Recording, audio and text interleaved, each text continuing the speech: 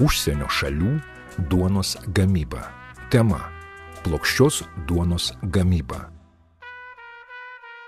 Tikslai: savarankiškai pagaminti plokščią duoną, nustatyti gaminių kokybę jusliniu būdu. Užduotis: paruošti reikiamą inventorių, paruošti žaliavas, pagaminti plokščios duonos tešlą, suformuoti pusgaminius ir juos iškepti, apipavidalinti ir patiekti gaminius, laikytis darbo saugos reikalavimų, mokėti sutvarkyti įrangą, inventorių ir patalpas, baigus darbą, pagaminti plokščią duoną, pitą. Priemonės užduočiai atlikti: kepimo laboratorijoje arba kepykloje esantis žaliavų ir konditerinių tešlų ruošimo įrenginiai, inventorius, darbų saugos instrukcijos, plakatai, pramonės, sanitarijos ir higienos plakatai, aprašymai, darbo rūbų pavyzdžiai.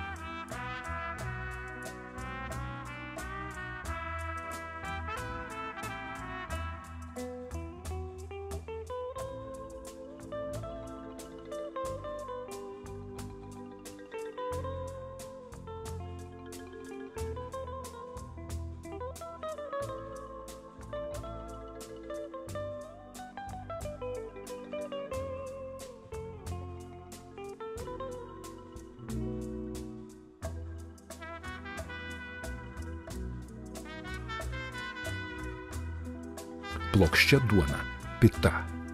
10 vienetų duonelių po 100 gramų. Žaliavos pavadinimas: kvietiniai pirmos rūšies miltai 1400 gramų, pabarstymui 50 gramų, sausos mielės 20 gramų, druska 60 gramų, cukrus 32 gramai, alyvuogių aliejus 60 gramų, vanduo 820 gramų, tešlos svoris 2400 gramų.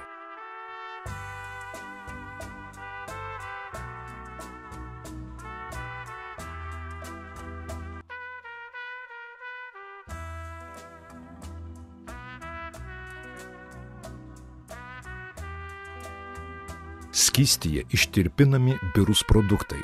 Sausos mielės pabaigoje supilamas aliejus. Suberiami išsijoti miltai.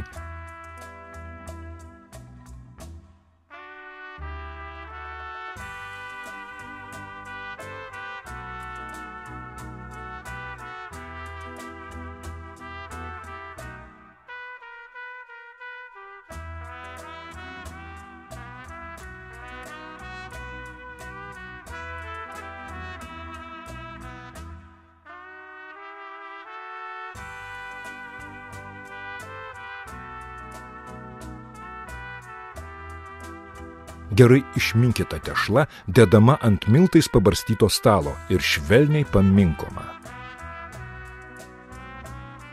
Tešla dalinama į 6-10 dalių. Gabalėliai suapvalinami.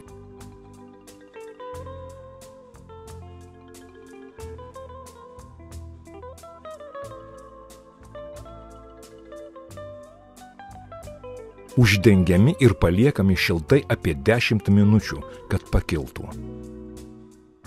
Kiekvienas gabalėlis lengvai suplojamas ir iškočiojamas 5 mm storio ovalo ar apskritimo formos.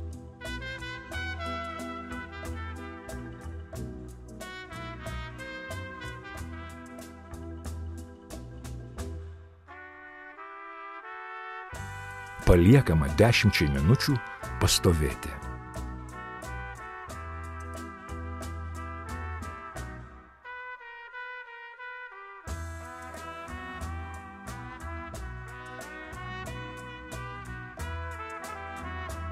Kepama 230 laipsnių Celsijaus temperatūroje 5-6 minutės.